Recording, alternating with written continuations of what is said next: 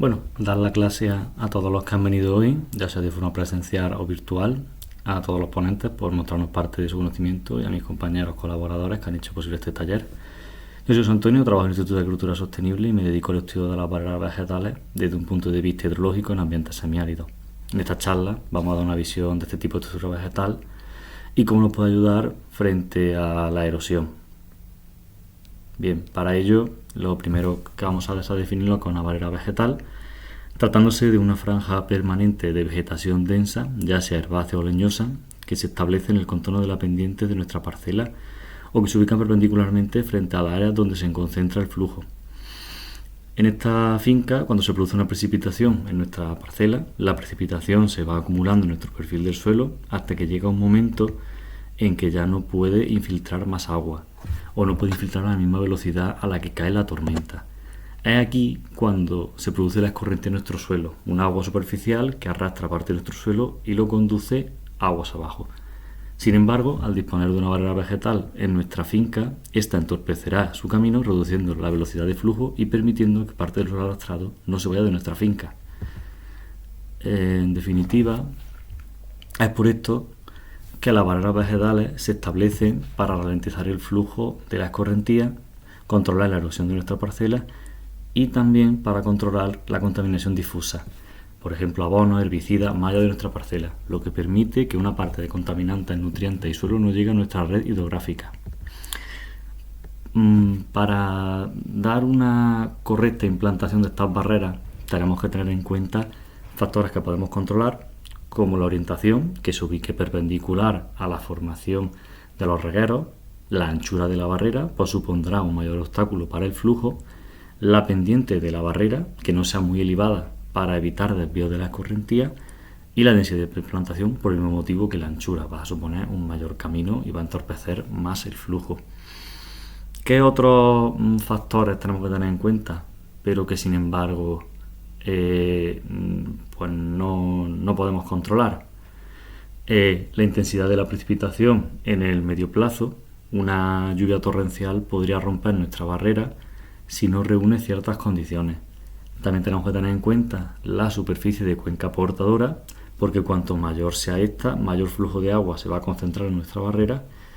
La pendiente de la ladera, pues una pendiente elevada aumentará la velocidad del flujo y con ello va a aumentar también la capacidad erosiva de esta escorrentía en el terreno.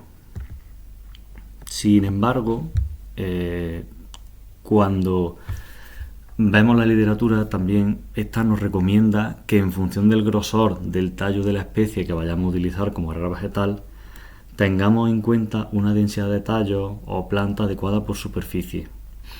Esto es así porque cuando ocurre un evento torrencial y nuestra barrera no es lo suficientemente densa o alta, puede terminar cediendo, como ocurre en la fotografía que tenemos aquí a la derecha.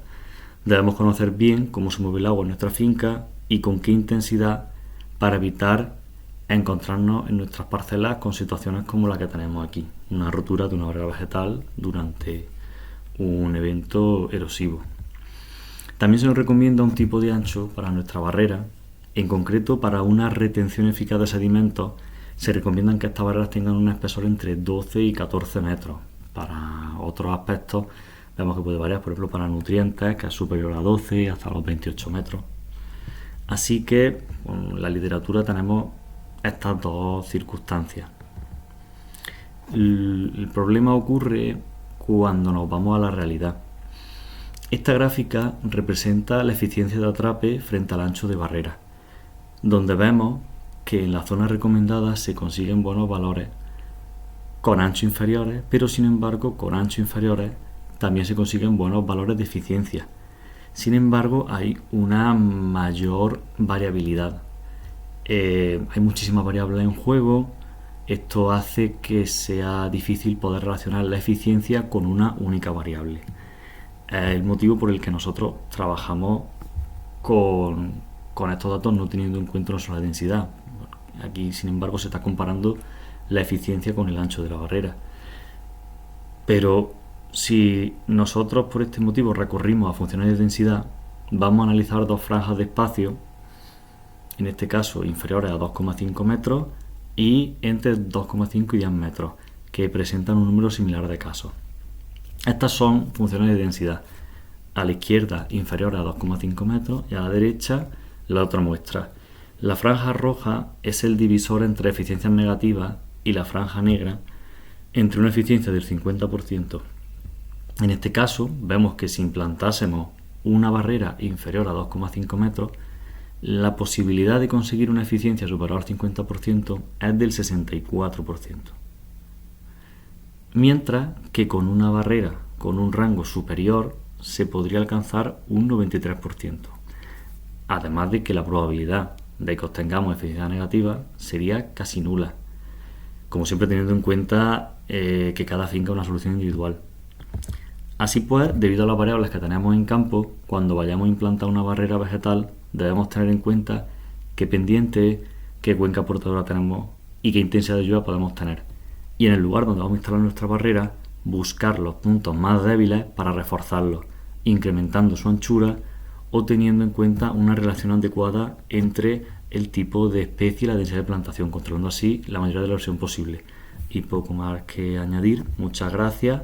Tenéis la página del instituto y cualquier pregunta se la responderemos.